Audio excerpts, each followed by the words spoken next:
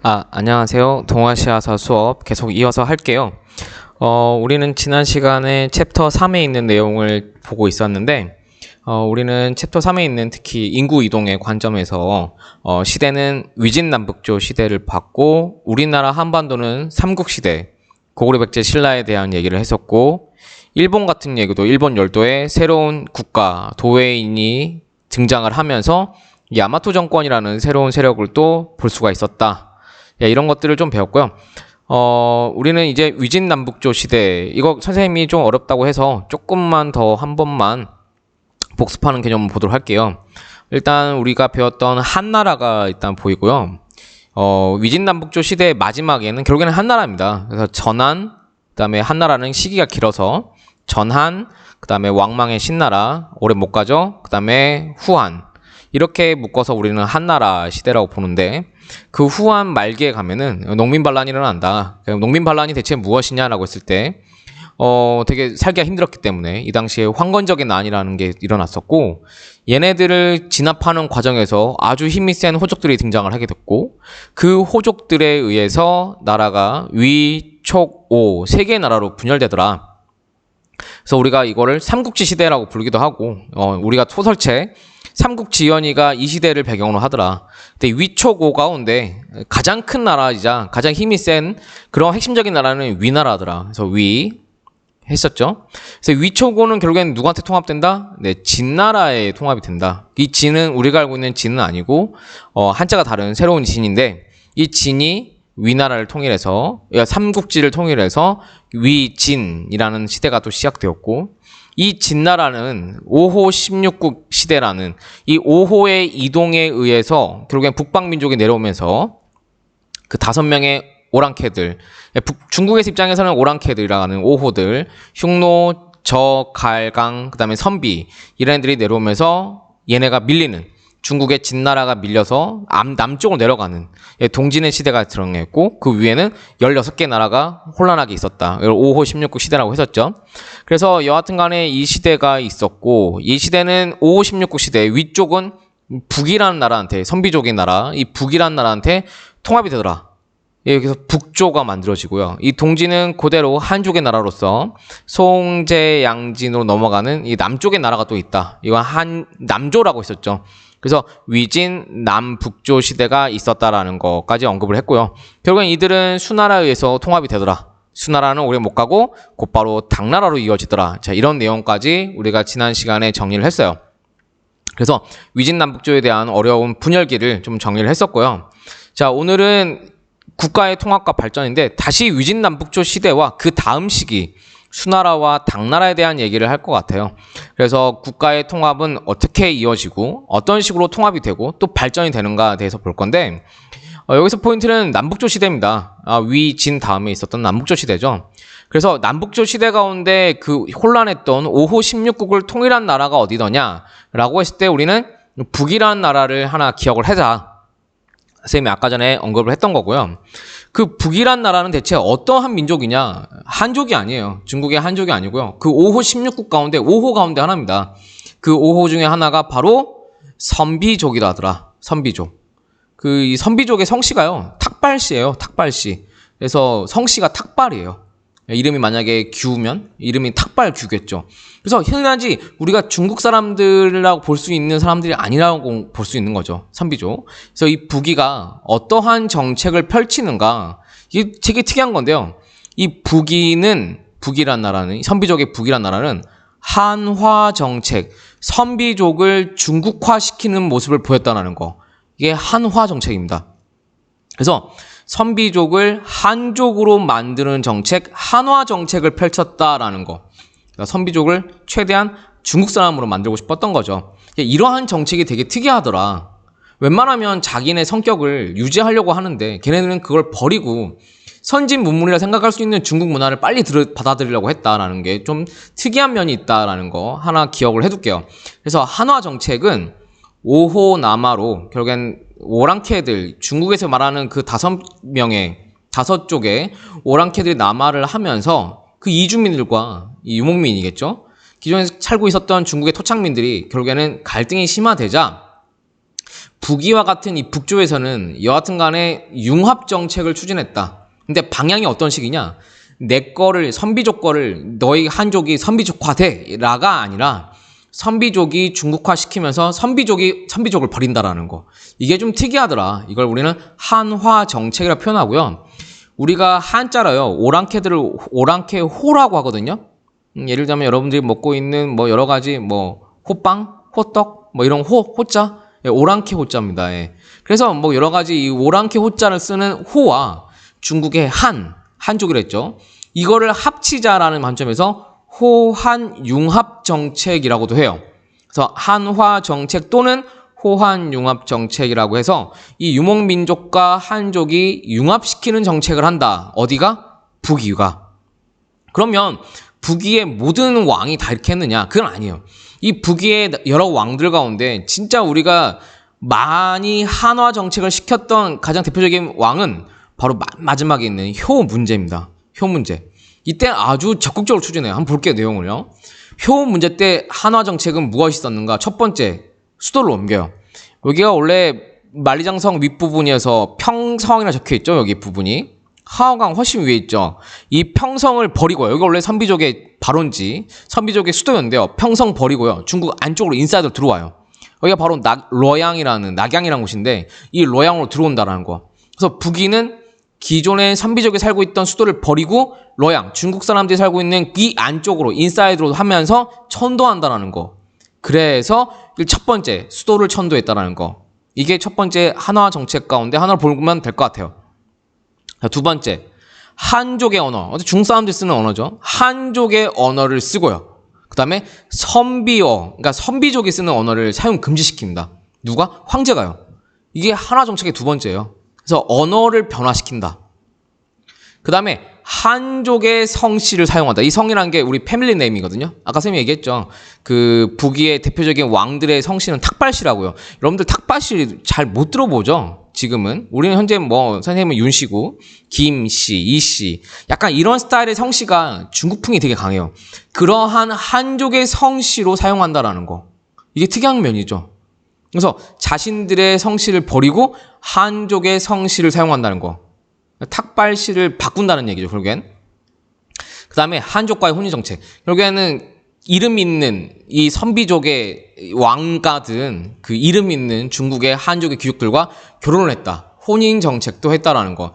이러한 모습이 되게 특이한 바로 효문제의 한화 정책의 내용이다라는 거. 여러분들이 꼭 기억을 해줘야 될 것 같습니다. 그래서 북조에 특히 북위에 대한 내용을 했고요. 분명히 이렇게 하고 있을 때 남조 어디라 했죠? 아까 그 동진부터 시작하는 송제, 양진으로 이어지는 남조에, 그러니까 중국 사람들 여기는 오랑캐, 그 5호에 내려온 애들이 아니고 5호에 의해서 중국 사람들이 내려왔잖아요. 그 사람들이 바로 남조입니다. 여전히 창장강 지역이고요. 우리가 이걸 뭐라 부른다? 지역을 강남지방이라고 부르더라. 그래서 이 강남지방이 본격적으로 발전을 한 시기가 바로 이 남북조 시대입니다. 그래서 원래 중국 사람들은 위에 살고 있었으니까 이 위쪽에 있는 지대를 많이 개발을 했었는데 중국 사람들이 이제 내려왔잖아요. 피해서. 남쪽에 개발을 했는데 여기가 너무나 개발이 잘 되는 거야. 선생님이 얘기했죠. 지금 창장강이 경제 중심지, 황허강이 경제 중심지. 창장강이라 했죠. 여러분들 상하이가 거기에 있잖아요.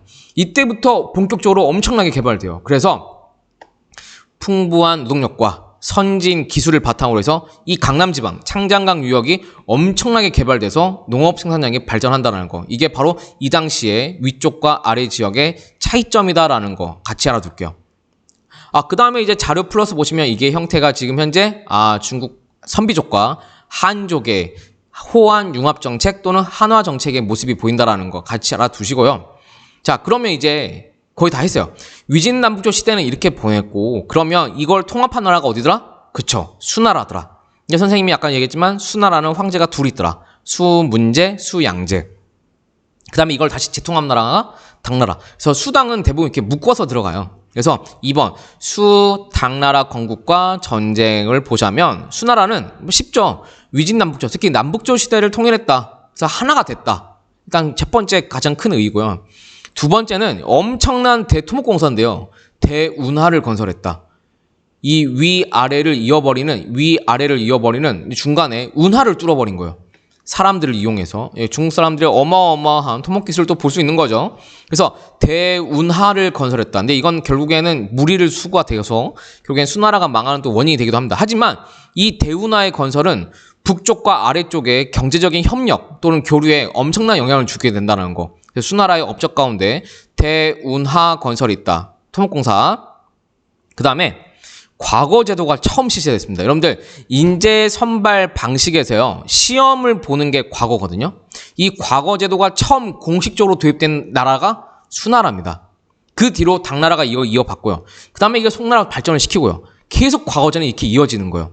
그러면 그전에는 이 위진남북조 시대에는 대체 어떠한 인재 선발을 했느냐 시험 보지 않았어요. 그래서 호족들을 평가를 하는데요. 인품으로 평가해요. 아, 너는 사람이 좋으니까. 너는 뭐 이런 식으로 평가를 합니다. 상중하 이렇게 식으로 해서요. 그래서 몇 단계 구품을 줍니다. 그래서 위진남북조 시대에는 시험을 보지 않았다. 호족이면은 귀족이 되더라. 이런 선발 방식을 구품 중정제라고 합니다. 구품 중정제는 위진남북조를 대표하는 선발 방식이고요. 지금 말하고 있는 수나라의 과거제도 실시는 새로운 획기적인 인재를 선발하는 방식 가운데 시험을 보는 능력에 따른 인재 선발 방식으로서 과거 제도가 처음 실시된 나라가 수나라다라는 거 한 번 더 알아두겠습니다. 과거제는 수나라만 실시했던 건 아니에요. 당나라도 실시됐고 송나라 때 실시됐는데 조금씩 변화가 생기는 거죠. 발전하면서 변화가 시킵니다. 좀 더 공정성 있게 하는 거죠. 그 다음에 수나라가 망한 이유는 여러분들 너무나 잘 알고 있지만 바로 고구려 침공이죠. 네, 이때 너무 국력이 너무 쇠했어요. 힘을 많이 투자한 거죠. 그래서 수나라가 왜 망했냐 하면은 첫 번째 대토목공사, 대운하 많이 얘기하고요. 그 다음에 두 번째로는 고구려 침공. 첫 번째 차례, 두 번째 차례, 세 번째 차례, 무려 세 차례 침공을 하죠. 이때 되게 유명한 게 아마 2차 침입일 거예요. 이때 고구려를 침공했는데 우리가 다 알고 있는 을진문덕이 나타나서 을진문덕이 살수에서 대첩을 일으켰다. 전투에서 이겼다. 그래서 이거를 우리가 크게 이겼기 때문에 살수대첩이라 하더라. 그 시기가 바로 이 수나라와 고구려의 관계입니다. 아시겠죠?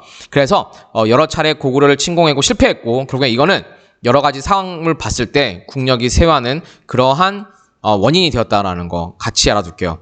자, 당나라는 수나라에 이어서 중원을 장악을 했다. 수나라 다음에 당나라가 들어왔다라는 거. 당나라의 모습 보면은 거의 수나라와 당나라는 거의 맞닿아 있는 게 거의 수나라가 짧고 당나라가 곧바로 이었기 때문에 당나라가 수나라 걸 많이 바꾸진 않았어요. 그래서 일단 수나라를 이어서 당나라 때에도 과거제도 실시됐다. 그 다음에 심지어 고구려도 똑같이 침공하더라. 네. 근데 고구려가 막아내죠. 그때 이제 당나라가 아이디어를 낸 게 나 혼자 가서는 안 되겠다. 내가 칠 때 아래에서 밑에서 치면 좋겠다. 그래서 누가 연합한다? 당연합군. 바로 신라와 연합을 한다. 그래서 여하튼 간에 우리가 한국사 시간에 이걸 자세히 배우지만 동아시아 시간에는 조금 간략하게 배우거든요. 신라와 당나라가 연합한다. 나당연합군. 결국엔 누가 멸망한다? 나당연합군 첫 번째 멸망시킨 나라가 백제다. 두 번째는 고구려다. 이러면서 신라와 당나라가 또 한 번 전쟁을 하죠. 그 전쟁을 나당전쟁이라 한다. 여러분들 이 정도 사실은 조금 알 필요가 있다라는 거. 그래서 당나라의 얘기는 이 정도까지 하시고요. 넘어가시면 이제 한반도에 대한 얘기를 좀 해보도록 할게요. 자, 삼국의 항쟁이 나와 있죠. 삼국의 항쟁은 결국엔 고구려, 백제, 신라에 대한 얘기인데요. 뭐 자세히 할 건 아니고 우리가 아마 한국사 시간에 이건 배웠을 거예요. 그 4세기, 5세기, 6세기, 그다음에 7세기가 있는데 4세기가 가장 힘이 센 나라가 고구려, 백제, 신라가 다 싸우죠. 한 번씩은. 백제는 4세기. 이때 유명한 게 근초고왕. 그래서 고구려와 싸워서 이겼죠. 근초고왕 때. 첫 번째는 백제입니다. 그래서 힘이 셌고요. 백제가 이때 가만히 있지 않고 또 대외 관계를 되게 넓게 해요. 그래서 중국 남조와 그다음에 일본 외와 연결을 해서 상당히 큰 힘을 유지했다라는 거, 이 시기에. 그래서 한 가지 알려드렸습니다. 그래서 백제는 4세기에 힘이 가장 강성하였고 고구려와 싸워서 이길 정도로 힘이 셌고, 그 다음에 중국의 남조죠. 남북조 가면 남조와 연결을 했고, 그 다음에 일본과의 관계는 계속 긴밀하게 이어져요. 나중에도 배우겠지만 심지어 백제가 망할 때 일본이 백제를 도와주기 위해서 부흥운동으로 도와주기도 한다는 거예요. 일본이 군대를 보내주거든요. 그래서 백제와 남조의 외 관계는 계속 유지된다는 거. 오케이? 하나 보고요. 자, 5세기를 보시면 고구려가 나오는데 이 고구려 5세기 하면은 맨 첫 번째 뭐 소수리마 왕도 배웠었고 뭐 광개토 대왕도 있었을 것이고 그다음에 장수왕이 가장 크죠. 그래서 이 한반도 주도권을 거의 장악을 했다. 5세기 때 힘이 가장 강하더라. 그다음에 시기가 지나면 6세기 7세기가 되면은 이때 가장 힘이 센 게 신라거든요. 그래서 신라를 견제하기 위해서 신라가 이때 6세기 때 손을 내민 나라가 결국에 나중에 당나라가 이어지잖아요. 그때 이제 견제하기 위해서 돌궐과 백제와 일본과 연결하는 그러한 모습을 보이더라. 그래서 돌궐 북방민족, 백제 밑에 왜 그 아래에 연결을 해서 수나라와 당나라를 견제하고자 했던 나라가 고구려다라는 거 같이 알아두시고요. 신라는 맨 마지막 6세기입니다. 이때가 아마 진흥왕, 그 전에 뭐 버풍왕도 있겠지만 그 진흥왕 때 한강 유역을 확보하면서 가야도 병합을 하고요. 가야를 멸망시킨 나라가 바로 신라죠. 버풍왕 때 금강가야가 망하고 뭐 진흥왕 때 대가야를 멸망시키면서 가야가 아예 없어지죠. 그러면서 이 서해 한강 유역을 확보하면서 중국과 직접 교류했다. 그러면서 나중에 7세기 때 신라가 당나라와 연합을 한다. 그래서 나당연합군이 만들어지는 것도 확인할 수 있습니다. 여러분들 이거는 국사 시간의 지식이니까 한번 쉽게 간략하게 넘어가 볼게요. 자, 4번은 야마토 정권이죠. 이제 일본, 외라는 나라가 등장하는 겁니다. 외를 대표하는 정권이 야마토 정권이에요. 야마토 정권. 그래서 4세기경에 일본 열도에서 야마토 지방의 호족들이 연합하여 성립했다. 이건 아마 우리가 그 전에 배웠던 뭐 야마타이 소국, 그 다음에 히미코 여왕, 아마 그 시기와 아마 맞닿아 있을 것 같아요. 그래서 한번 연결해 보시고요. 자, 야마토 정권이 어떻게 발전을 했고 어떻게 힘이 셌느냐. 그래서 일본에서는 이 야마토 정권의 권력자들이 나타내는 유물이 있어요. 유적이 있습니다. 그게 바로 뭐냐면 거대한 무덤, 엄청난 무덤입니다. 이거. 그래서 다이센 고분이 나와 있는데 책에는 위에는 동그라미, 그다음에 아래는 네모, 이 형태의 고분, 거대한 무덤이 등장한다라는 거. 이게 야마토 정권을 이끌었던 바로 국왕, 뭐 왕이라고 할까요? 그 지배자의 무덤이죠. 근데 규모가 어마어마하게 크다. 이거를 전방, 앞에는 동그라미 전방, 그 다음에 후원. 앞에가 네모, 뒤에가 동그라미, 전방, 후원분을 만들어서 권력을 과시했다라는 거. 여기 앞에입니다. 전방, 앞에가 네모, 뒤에가 원. 그래서 이런 형태의 무덤이 등장하는 것도 야마토 정권의 모습이다라는 것을 알아두실게요. 그리고 아까 전에 배웠었죠? 바로 이 도웨이인들. 야마토 정권에서 빼놓을 수가 없는 게 바로 이 도레인이거든요. 한반도에서 중국에서 건너간 사람들, 그때가 이때입니다. 그러면서 중국에서 한반도에서 도웨이인들이 등장함에 따라서 일본의 선진 문화가 발전을 한다. 그게 무엇이냐? 우리나라의 가야의 토기가 일본에도 비슷하게 제작되더라. 그걸 우리는 스에키 토기라고 해요. 스에키 토기라고 하죠. 나와있죠. 여기 백제와 가야의 영향을 받아서 만들어진 토기. 스에키 토기라고 하고요. 그리고 백제의 불교 문화와 관련 깊은 그 문화는 아스카 문화라고 합니다. 아스카 문화. 그래서 아스카 지역이 있어요. 현재는 나라라는 곳인데요. 이 나라 지역에 특히 백제의 불교 문화가 들어가면서 엄청나게 절이 만들어진다는 거. 그때 문화를 아스카 문화라 한다. 왜냐하면 그때 수도가 아스카였거든요. 나라 주변이었거든요.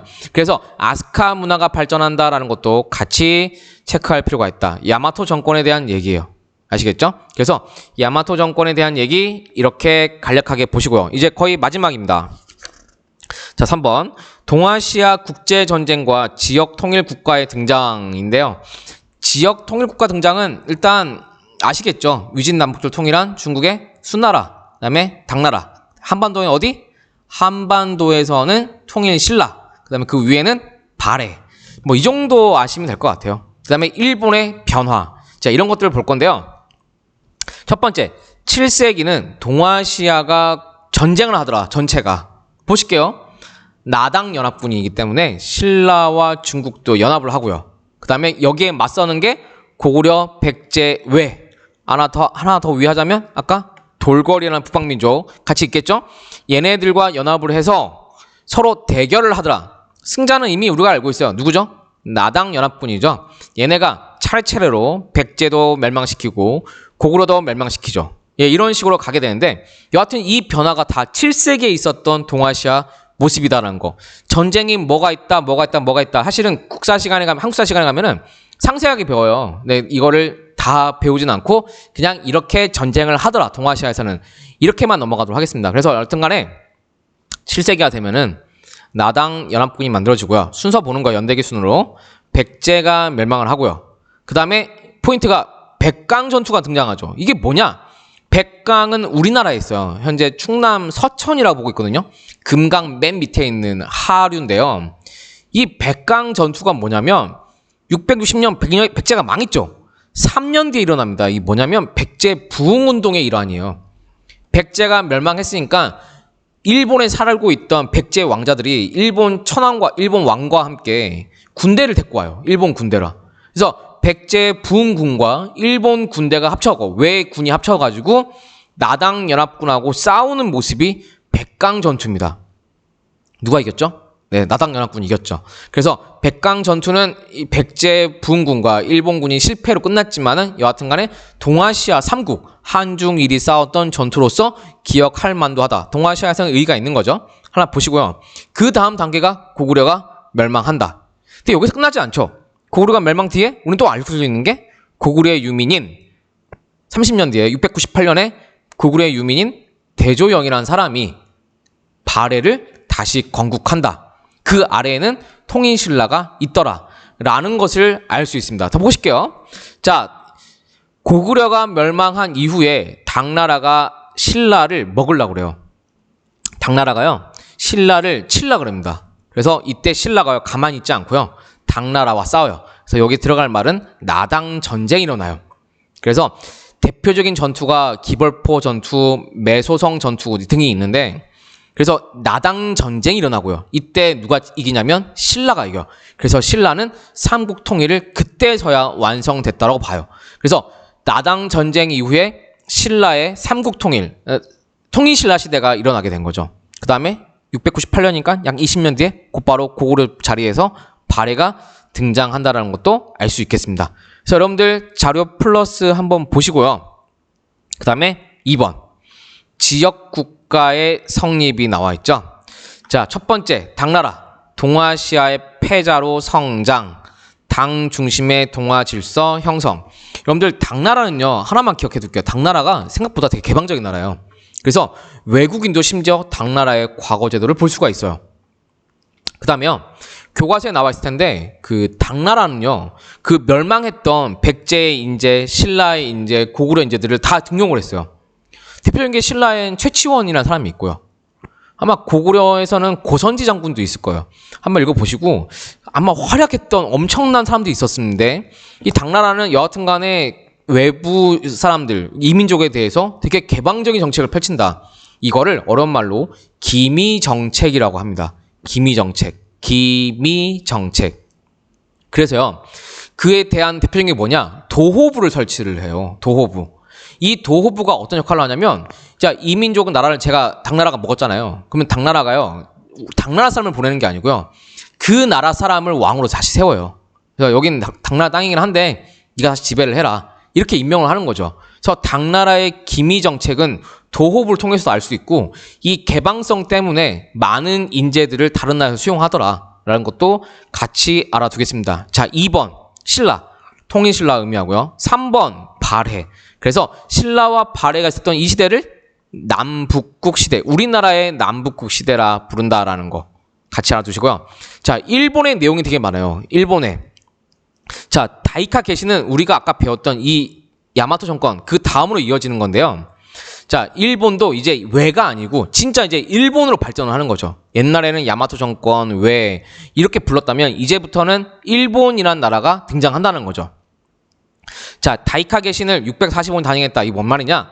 드디어 일본도 당나라의 율령을 도입을 했다. 일본도 율령, 법을 통해서 지배를 하고자 한다. 근데 그 법이 어느 나라 거? 당나라 거더라. 그게 바로 중앙집권 국가, 바로 국왕. 일본의 국왕을 천황이라 하죠. 그 천황 중심의 국가를 만들려고 했던 게 다이카 게신의 모습이다. 하나 알아두시고요. 그래서 첫 번째는 일본도 당나라를 되게 좋아해서 견당사를 파견했다. 당나라로 보낸 사람들이요, 사신으로. 일본에서요. 그래서 당나라의 문화를 되게 많이 수용하고자 했다라는 거. 그 다음에 7세기 말에는 이제 일본이라는 단어를 국호로 사용한다는 거. 이때부터는 왜라고 표현하면 조금 틀린 말을 볼 수 있겠죠.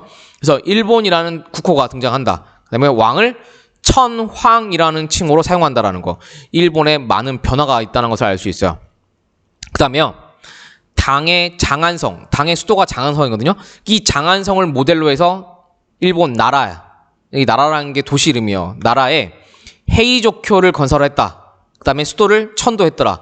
헤이조쿄 시대. 그래서 헤이조쿄를 건설을 하고 천도를 했다라는 게 나라 시대라고 볼 수 있는데요. 그래서 장안성을 모델로 헤이조쿄를 건설을 했다. 그 다음에 천도까지 했다. 이 시대까지만 해도요. 일본이 당나라한테 되게 우호적이에요. 하나 두시고요. 자, 조금 시대가 지나면 바뀌죠. 우리가 알고 있는 일본 교토에 헤이안쿄가 만들어지고 이때부터는 우리가 일본의 헤이안 시대를 하거든요. 이때는 좀 달라져요. 일본이 헤이안 시대가 되면은 헤이안쿄로 이전을 하고 천도를 하는 거죠. 그리고 나서 일본의 헤이안 시대가 시작되면은 일본이 닫습니다, 문을. 그래서 이때부터 일본은 자기만의 세계에 빠지게 돼요. 그래서 당나라에 사신을 보내지 않아요. 그때부터 일본틱하게 일본의 문자가 만들어지는 거죠. 한자도 아니고 우리나라 한글도 아니죠. 일본의 가난 문자가 만들어지고요. 일본의 세계관에 빠지게 됩니다. 이때부터. 그래서 국풍, 그 나라 거, 그러니까 보수적인 생각을 하게 되는 게 헤이안 시대부터다라는 거. 교토의 헤이안쿄가 건설되는 게 이 시기다. 800년쯤 되죠. 9세기부터인데요. 이때부터 일본은 헤이안 시대라고 하고 겸당사도 보내지 않고 약간 자기들 문화, 자기만의 세계에 빠지게 된다는 거. 32페이지까지 정리를 다 했습니다.